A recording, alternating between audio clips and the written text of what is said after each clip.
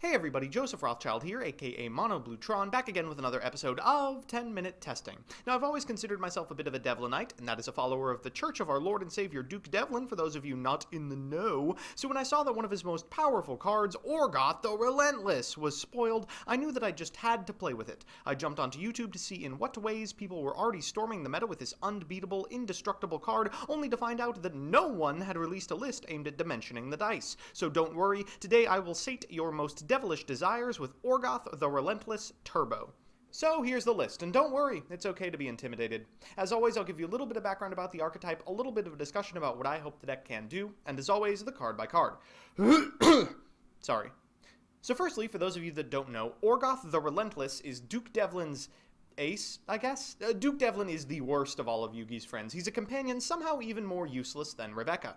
His gimmick was dice, but he mostly only used them in the game of his own creation, Dungeon Dice Monsters. In paper, he played like some boring, non-thematic, generic card pile, just like everyone else did during the much-beloved Virtual World arc.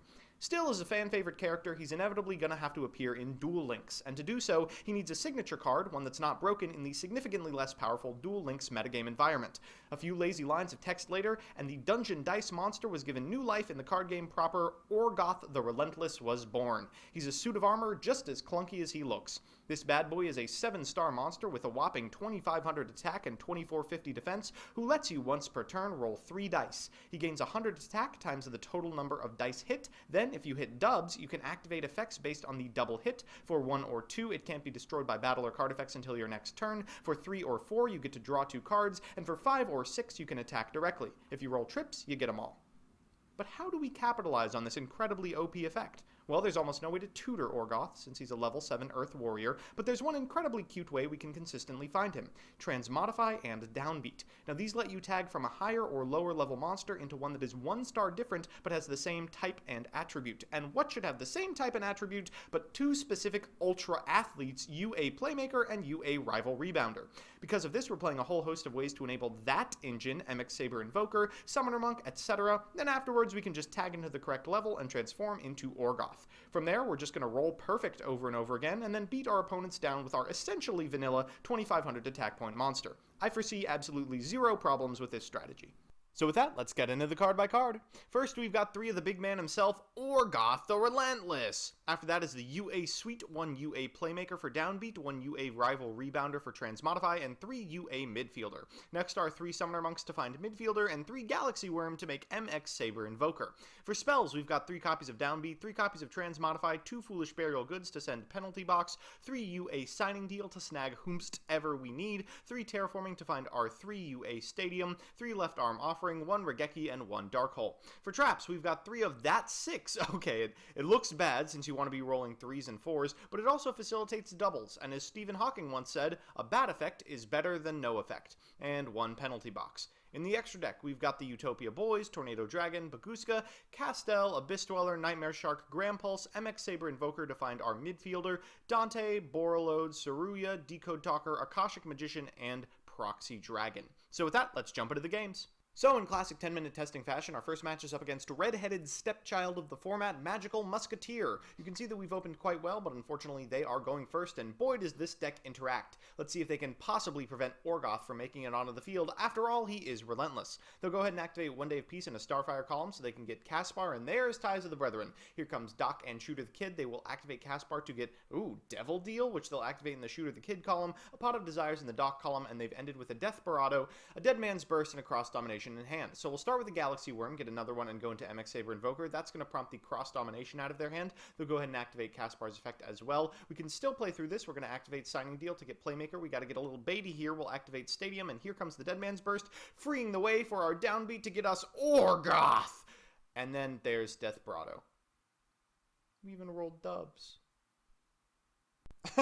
So I think we had a little bit of a glitch that first game. Your opponent's actually supposed to concede when you summon ORGOTH.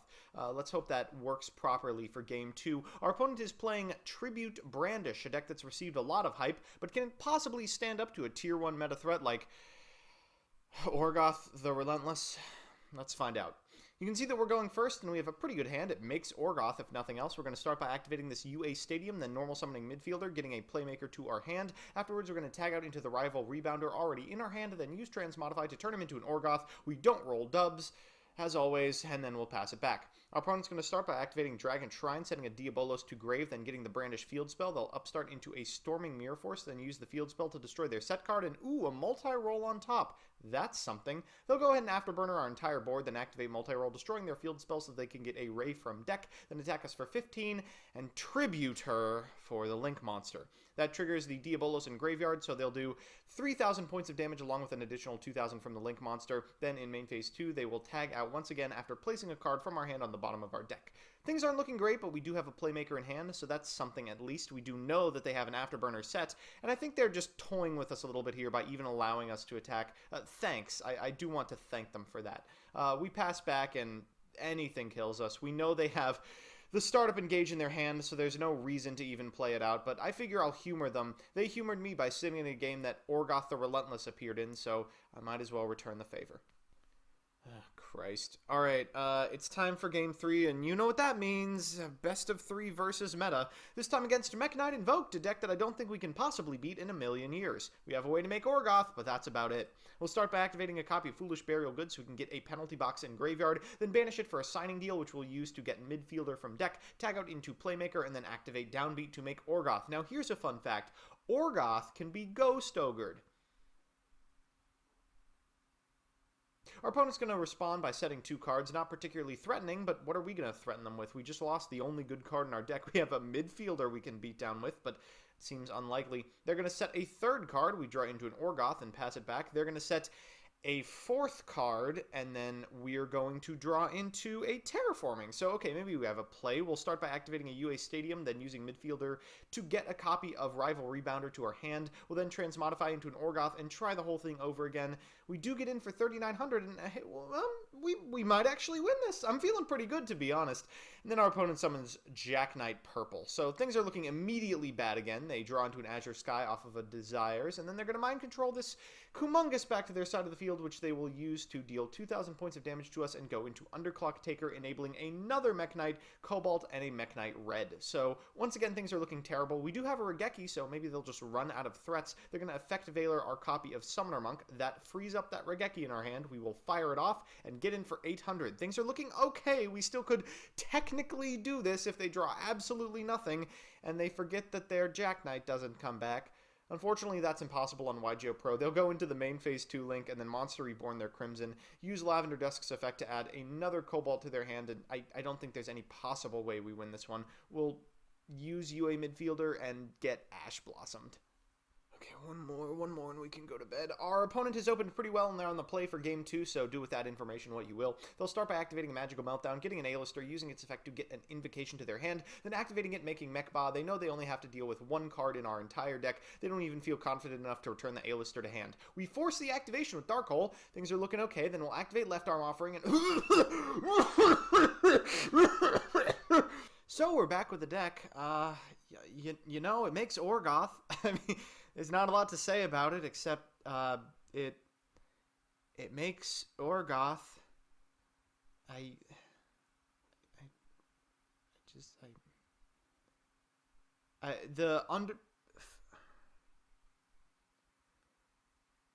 If I were no.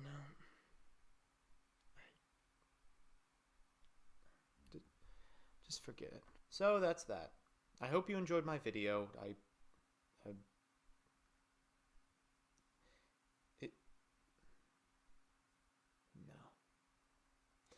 No, it can't end like this.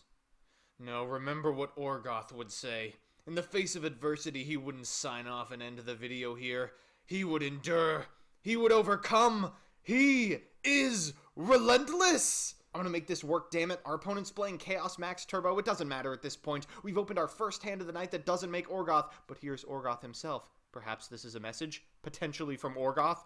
We get to go second, which is excellent because we get to see the thing that our opponent is going to kill us with. Blue Eyes Chaos Max Dragon, another giant beast that we can't possibly out. We'll start by activating Signing Deal, going into Playmaker, and setting Penalty Box, maybe the only good card in our deck, and we're going to use it. Our opponent's going to go to battle phase and attack our Playmaker, and what do you know, we can banish this for 2 turns. Unfortunately, we have no kind of pressure at all. We'll normal summon the Galaxy Worm, not getting its effect, but at this point I don't have the 2 brain cells left necessary to care. Our opponent draws into a King of the Swamp, another brick, thank the Lord. They'll set this polymerization in their hand, then get back the Chaos Max Dragon. Of course, we can banish it again by normal summoning midfielder, banishing it with Penalty Box's effect, and then getting it for 26 and 12. But this isn't how this game was meant to go. No, this game was meant to be ended with ORGOTH the Relentless. We roll 2-5-1 and pass it back to our opponent. They get back their copy in the end phase of a White Stone of Ancients, but their Blue Eyes Chaos Max Dragon is still successfully sealed. We'll use ORGOTH's effect. Wait, we rolled dubs. Why didn't we get to draw? At this point, I can't care about that either. We get in for lethal. Yes.